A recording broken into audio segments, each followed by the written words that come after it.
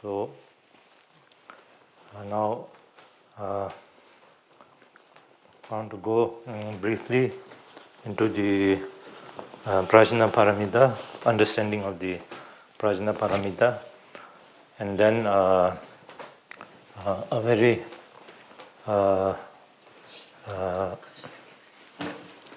precious some mind advice by the great master Atisha. So before that, so the Prajna Paramita. So now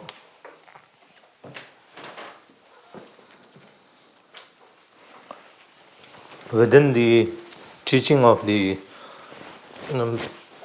precious Lord Buddha, the Prajna Paramita Sutra belongs to the Sutra section or the Sutra teaching, and the Prajna Paramita and emptiness have the same meaning. Prajna Paramita means the wisdom Paramita. In Tibetan we say Sherab Parol Dushimba. So Prajna means wisdom, Sherab, and Paramita means completion or accomplishment, reaching beyond. So in Tibetan, Parol Dushinpa. So Prajna Paramita means the the wisdom that is beyond, or the to reach beyond wisdom. So Shirab Parol Dushinpa.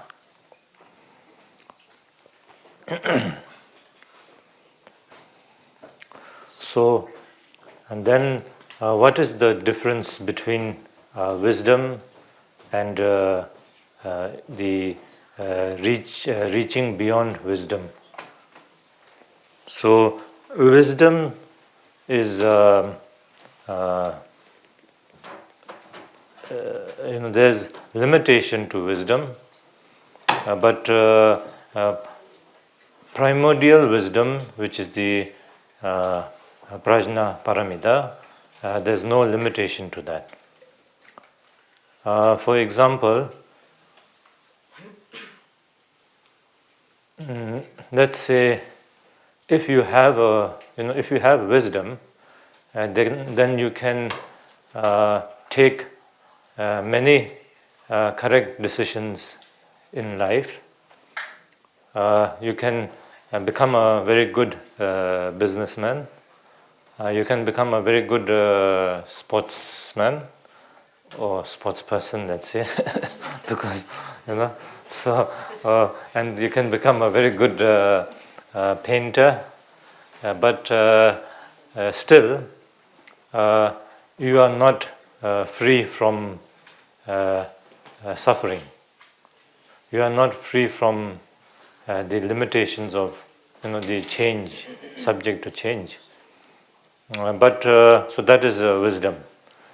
But primordial wisdom is the ultimate truth, realization of the ultimate truth, the emptiness, which is beyond any limitations. So that way there is a difference between the wisdom and primordial wisdom.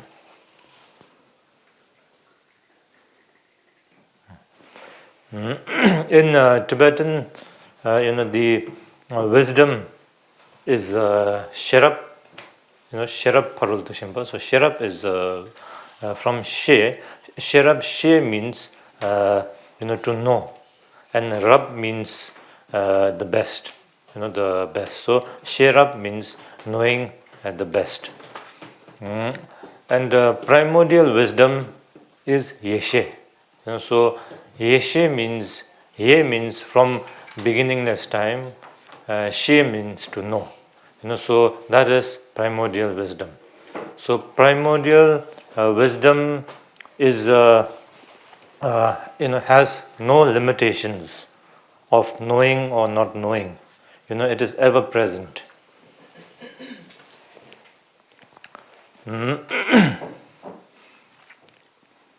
But as long as we have defilements such as ignorance, ego, pride, jealousy, etc. And then this primordial wisdom is, somehow how do you say, not able to recognize or not able to manifest. And so in that, then we beings are in the samsara, we say, so we are limited. For example, the sun, like today, the weather, so the weather is cloudy, sometimes we see the sun becoming bright outside and sometimes becomes dull and dark. So like that, so our primordial wisdom is like the sun. It is ever present. It is luminous clarity. So all that character. But because of the relative defilements of ignorance, then which is like the cloud, so it temporarily obscures our this primordial wisdom. For example, like the sun, the cloud obscures the sun from us able to experience the warmth of the sun, the light of the sun, but that is temporary because the sun itself is free from the limitations or the obscurations of the cloud. It is just a temporary relative aspect or relative manifestation. So that way, when the cloud disperses, then the sun is in its full, as it always was. Bright, warm, as the sun is. So same way, our nature, the Buddha nature, the primordial wisdom is ever present. It is the luminous clarity, emptiness. So it is such. But because of temporary circumstances, through ignorance, unable to manifest in full. But through the Dharma, practice, then gradually we transform this ignorance into wisdom. And when that is completely transformed, then this the ever-present, the full the quality of our essence, when it manifests in full, then that is the Buddha, that is the truth. So now, and the proof is that the Buddha himself, attained realization and became Buddha. We can become Buddha because of that. If we were ultimately limited, ultimately impure, then there is no way to purify. For example, a black brick of ink, no matter how much we try to wash, we cannot get a white block of that ink, because it is black. That is what it is. So the more we wash, the more black will come out. So it is like that. But for example, our clothes. We have let's say a clean white shirt. We wear it for a few days and becomes stained by dirt, and then we wash it, and then we can get a clean shirt again. Why? Because the shirt itself, by its nature, was clean, was white. That was the shirt. Its nature wasn't dirt or stain. Because the stain was a temporary, dirt was a temporary character over the clean shirt. So therefore, when we wash it, we can get the clean shirt. So in the same way, because our nature is Buddha, our essence is Buddha, therefore, and the stains, the ignorance that is staining us from recognizing this is temporary, relative, so we can overcome, or we can purify that, we can transform that, and we can attain realization, and we can become Buddha. So that is the proof that our nature is Buddha. We are ultimately perfect at all times. So now,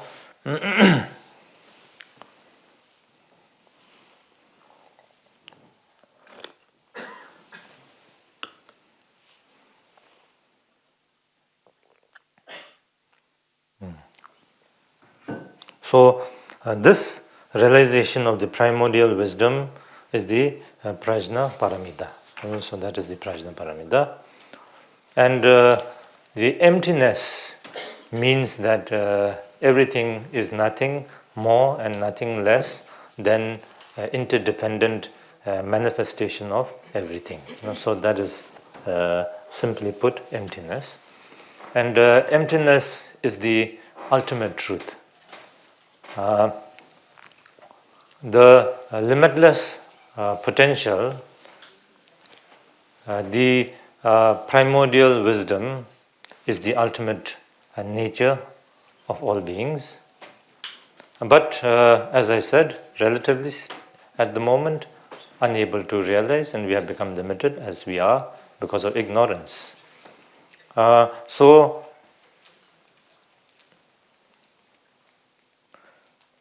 in manifesting the teaching of the Prajna Paramita, the Buddha said, that there is no form, no feeling, no no eyes, no ears, no nose, no so all that, this, no that. So in the text, it is there. So that is to summarize this, the emptiness nature of everything. That everything is a mere interdependent a manifestation of everything. Nothing more, nothing less than that.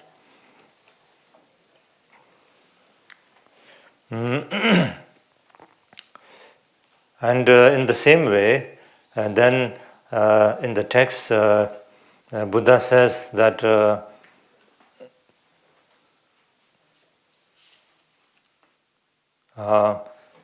emptiness is,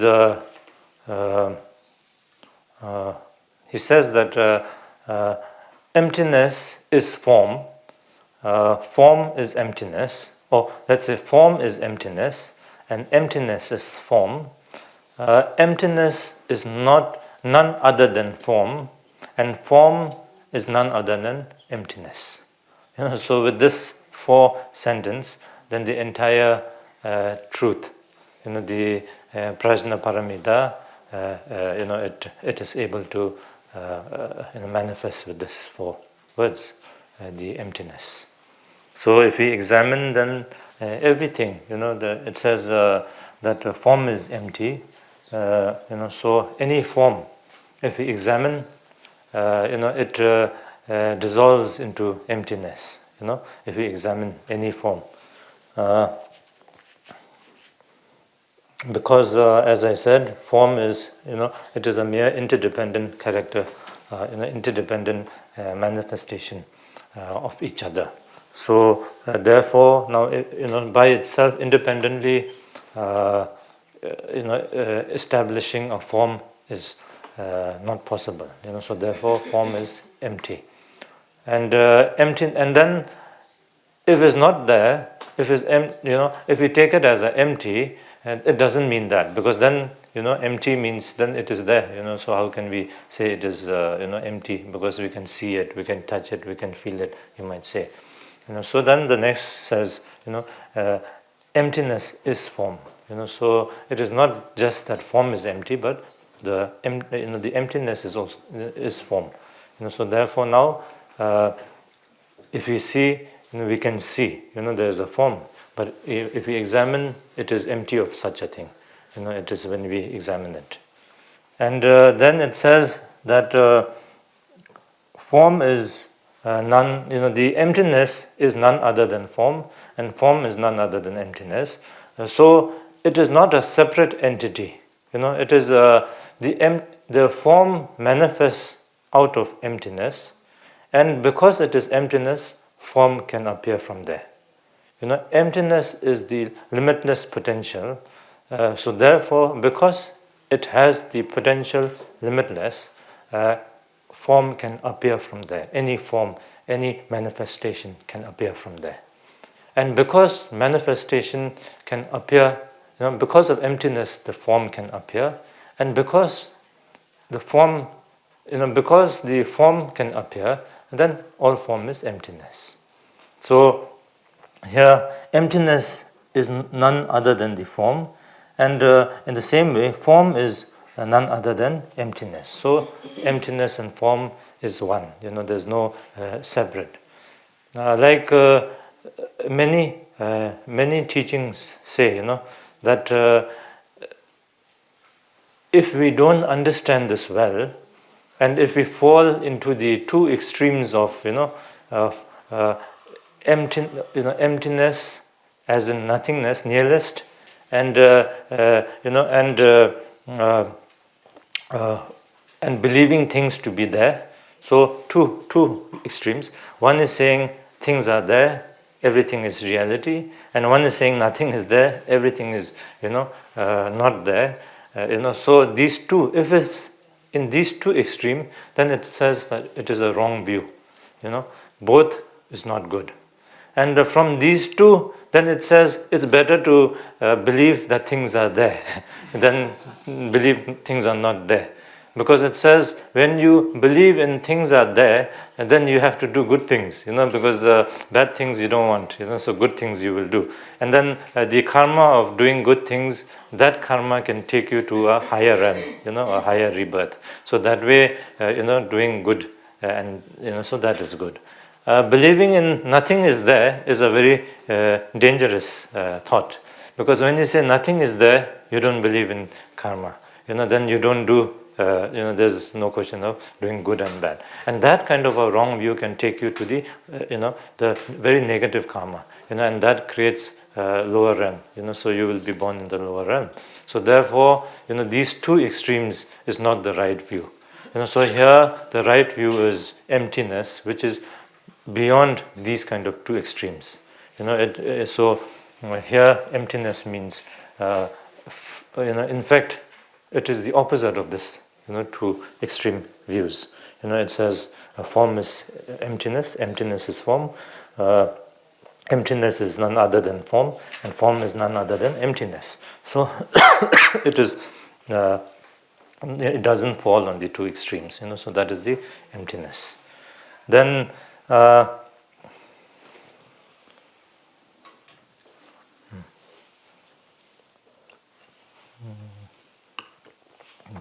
So maybe if we go into the text, so now in the Prajna Paramita itself, there are many there are many volumes on the teaching of the Prajna Paramita, and like for example the 100,000 shlokas, then the 20,000 shloka, 8,000 shloka, so there are many, Tibetan Jetongba, Bum, and all that, so they're different. And then from all that, the most, how do you say, Ningbo means the pith or the core of all that, all that put together in the most brief and yet comprising all of that teaching is the Sherab Ningpo, so the Heart Sutra. So that is why the name Sherab Ningpo. So Sherab is the Prajna Paramita, and Ningpo is the core of all that put together, is the Sherab Ningpo.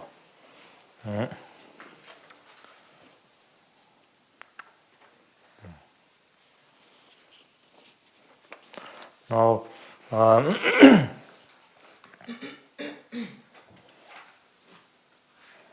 anyway, this one. Okay, so.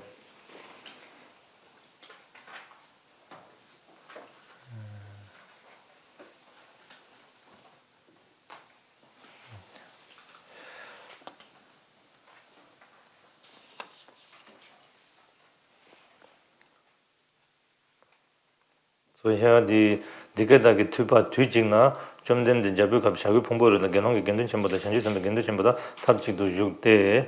So that is a time it showing the time of the teaching, then the master or the teacher, the place who manifested the teaching, then the place to whom it manifested, the dharma what was manifested, so that way.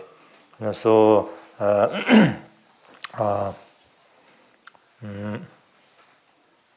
here it says Dikedaki Tuba Tujingna.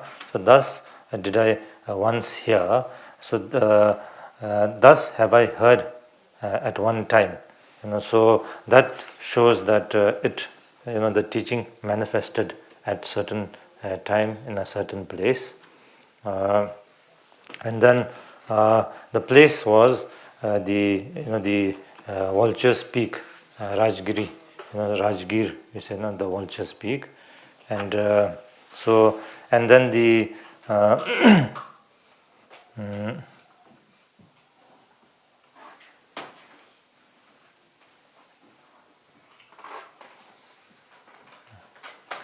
and then it manifested through Buddha, because when Buddha, it says here that 좀 된데 사문하와 셰샤의 추진 남랑지 띵해진다 죽소. So when Buddha how do you say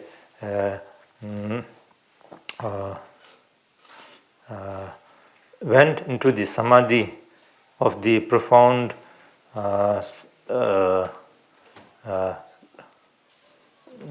profound realization, and then through that then blessed the Shariputra and Avalokiteshvara, and through the Buddha's blessing, and then this teaching manifested in the form of question answer. So Shariputra asked question, and then Bodhisattva, the Avalokiteshvara answer, to Shariputra. So that way, so it manifested from a question answer dialogue, and so and it is one must know that this question and answer was the way it was manifested, the teaching, but the teaching manifested through Buddha, so Buddha's blessing. So it was the teaching of the Buddha that manifested through Avalokiteshvara and Shariputra.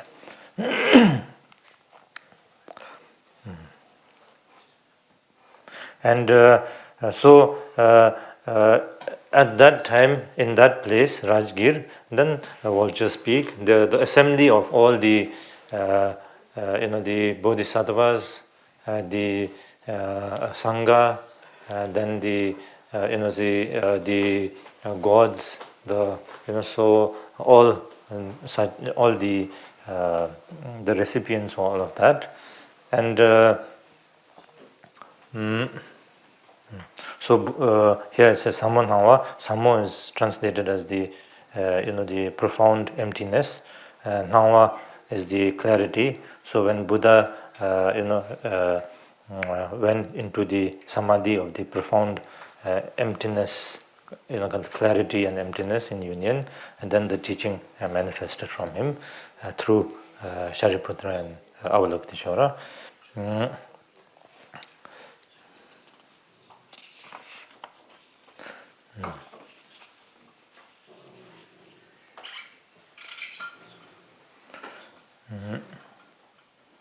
So here now the first part of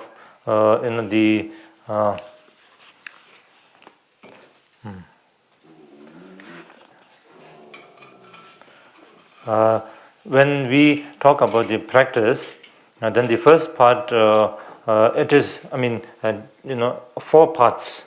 It is practice of the four parts. For example, the path of accumulation and the path of application.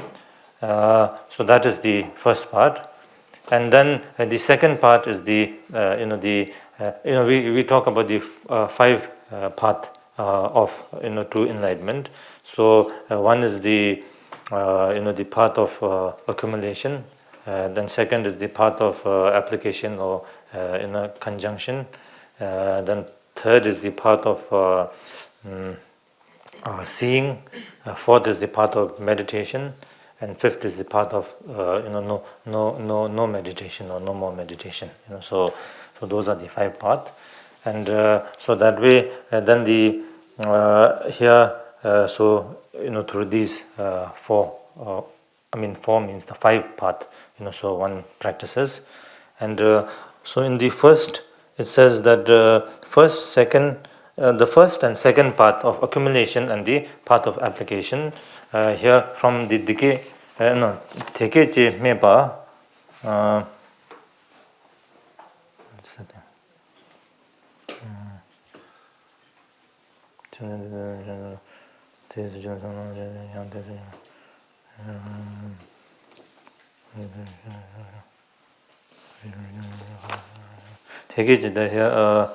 Tekeji meba tang chanju semba chimbo papa chene zi wangchu ki tsedan dan bashar dode bana dekeji me so naron number sheba nam tongba o till there. So from there dita bo tekeji me so sharibu rijiban khanga shiraji paroshimba samu joba do bate dita number sha phumbanga bate da rangjin ji tombar yang tambar jesu taw zu tomba tomani zu dong tejin so duji nam tomba o. So nam tomba o, so till there. Okay, so till there is the first and second part. So and then the third path, which is the path of seeing. Path of seeing means when one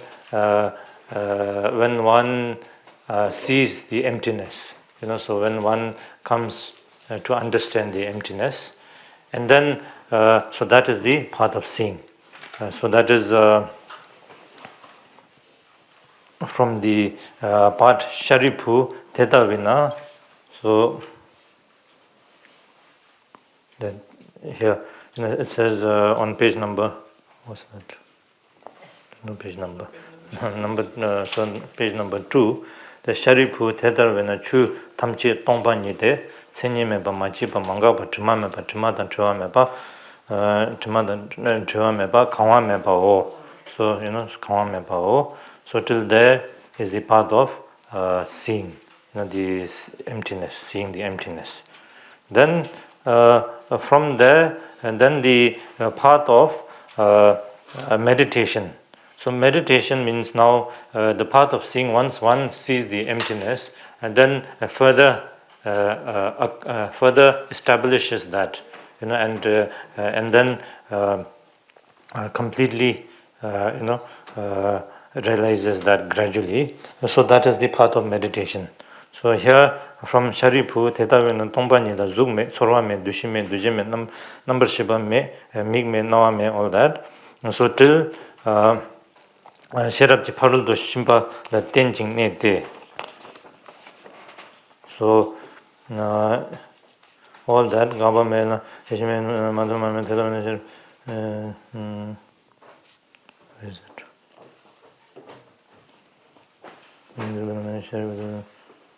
So yeah, Shiraji Paraldo, Shimbanda Tenjing, need the Semda Dipamede.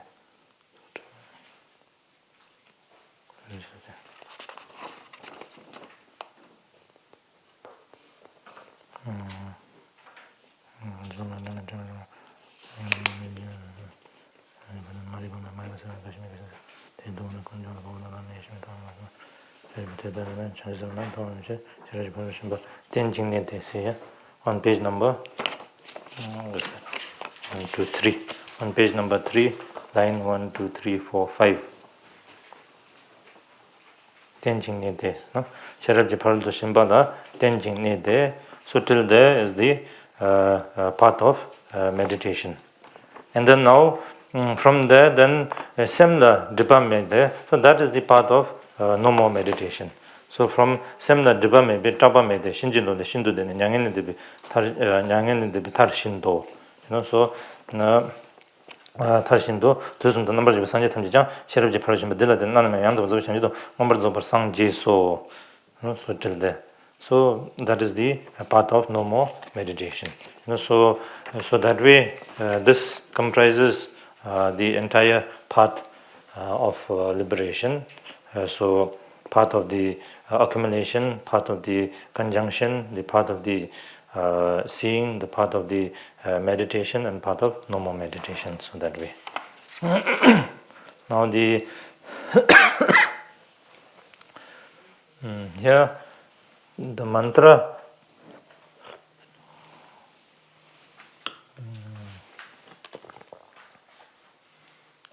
And then from the Thedavina Sherabji Paruldu Shimbingha, so that is the mantra, teaching on the mantra of the Prajna Paramita.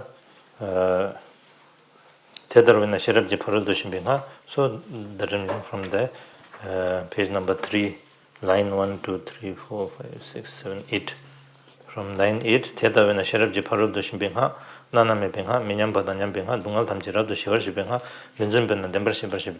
Sharji Paradishimi Hame Badiatam Gadigati Baragat Barasamgat Bodhiso. So that is the teaching of the mantra. So Prajna Paramita, it is the Prajna Paramita, the mantra is also known as the Prajna Paramita Haridava mantra.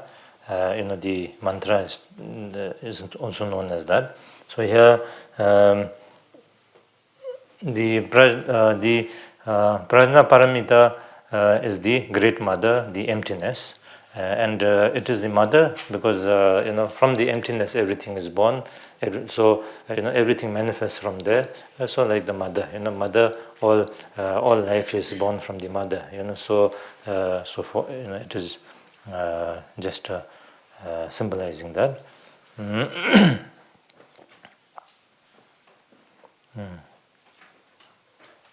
And the letter Om and Soha, it is, Om is the blessing word and Soha is the completion word. So, Om and Soha. So that it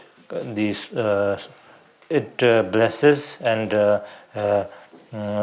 the completion of the realization of the primordial wisdom. And this one is very complicated.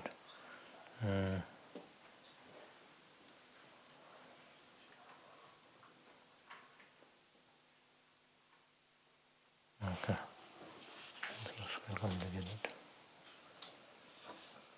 Okay.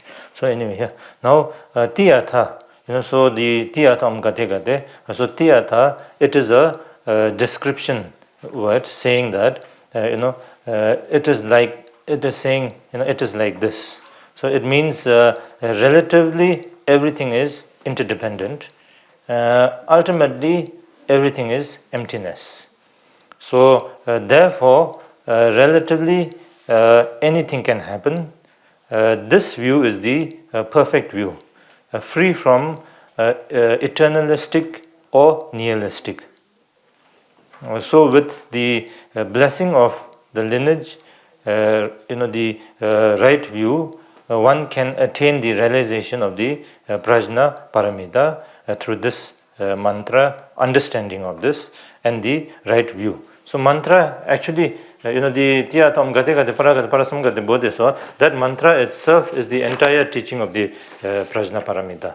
So the Prajna Paramita in the mantra, when elaborated, is the teaching of the Prajnaparamita. So here that way then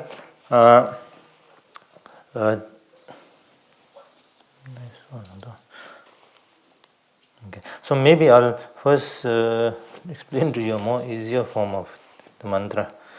Basically the mantra means in English, if you translate, it means gone beyond, gone completely beyond enlightenment. So that is the complete meaning of the mantra of Tiyatam Gade Gade Paragade Parasam Gade Bodhe. So here the first gone, gone beyond, gone completely beyond. So there are four gone.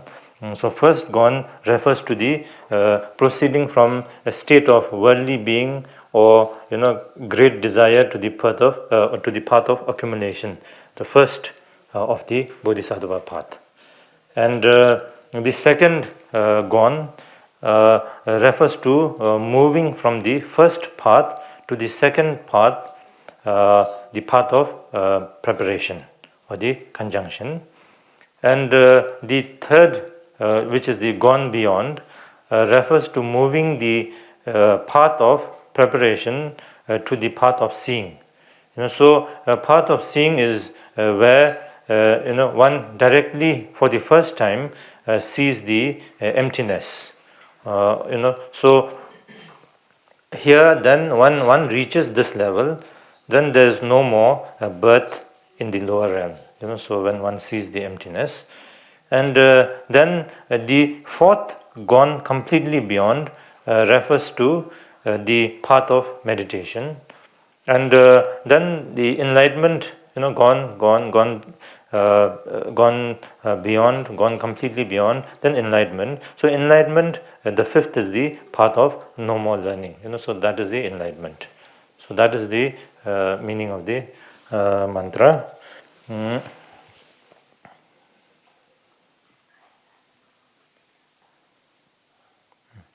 So it's explained with the the five path. So it is referring to the Tiyatam Gade Gade is referring to the five path. So transcending from the through the five path to the path of complete no more learning or no more. So that is the enlightenment. Now if you come back then. So that way, now gate gate, it is translated as gone, or it is go or proceed. So first gate is go or proceed on the path of accumulation with the realization of the relative truth from the lower realm to the higher realm. So that is the first gate. Then the second gate is go or so, like I told you that through the text, we first part, second part we came, we different. So here is the same, the mantra is the same thing, so when more elaborated, explained is this text, and so now the second gate is go or proceed on the path of application. Here is the realization or the understanding of the ultimate truth. More of the understanding, so more than realization, here it is more of understanding first, the ultimate truth, so the understanding. Then with this understanding, on the path of application, we go beyond the relative truth and go from higher realm to the path of liberation. Then the paragate. Om gate gate. So now third paragate. So here para means it means going beyond, on the other side. So go beyond, and paragate also means the path of seeing. The path of seeing, or go beyond nirvana, go beyond just free from free and liberation. So just to go beyond that kind of limitations. And when you break down the word paragate, and then in Sanskrit, para means other side, ultimate, the other side. And then there's para, martha, paramartha, which means ultimate. And then marg, marg is path, the path, marg. In India, there are many roads which are something marg, something marg is written, so that marg means the path. And parayog means application. And parayog marg means the path of application. So therefore, and gate means gone, proceed. So parayog, marg, gate, put together is paragate. So that means the path of accomplishment. So go to the path of application and go beyond to see, to go beyond the path of seeing. And then para samgade, so sam means, it means most profound, most correct, most profound. And so most perfect paragate is para samgade. So therefore the relative truth to the ultimate truth, move from the relative truth to the ultimate truth to the realization of the ultimate truth. So that is parasamgate.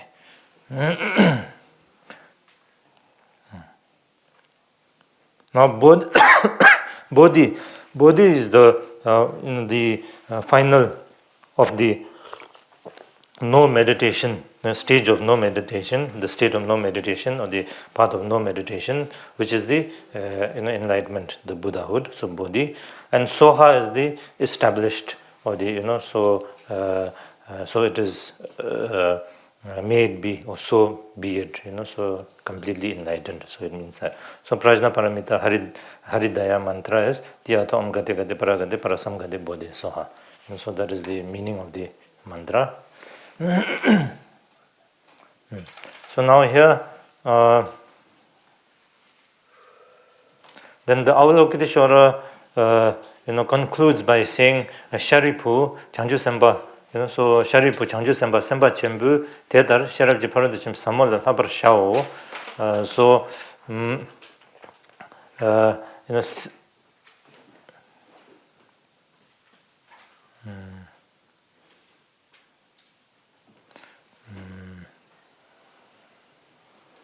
then then 좀 된데 띵에 진데 쟁 띵에 진 텔에 쟁데 chanju sama sama papa chinese wangchu lo lexo sheja jinde lexo rijibu tedejino. So now in this, then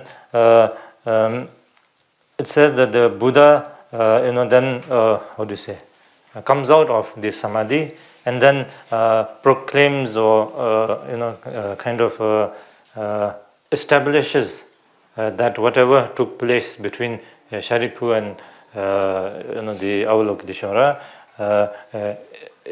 Buddha proclaims it as to be the as it is, it is correct, so something like that. So when it says like lexo, Buddha says lexo, so lexo means it is like an agreement. Buddha agrees to the this this debate and the understanding that Avalokiteshvara manifests through the to the questions of the Sharipu. Then the second lexo is Sharipu, you ask question and Avalokiteshvara answered the question, and all this is how to say, all this is correct. So like saying everything is right. Whatever Avalokiteshvara said, that is right. So the debate between the two was, it is so. So it is. So like that. So it is. That is the way it is. Now,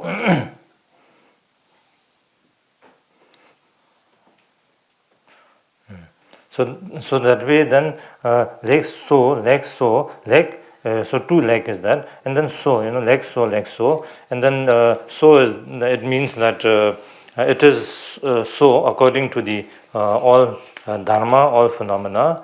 Then two of your question answer interaction is perfect and will result into the perfect realization into primordial the prajna paramita. So that is the establishing of the Buddha's teaching. So now with that, a very short understanding of the Prajna Paramita Hat Sutra.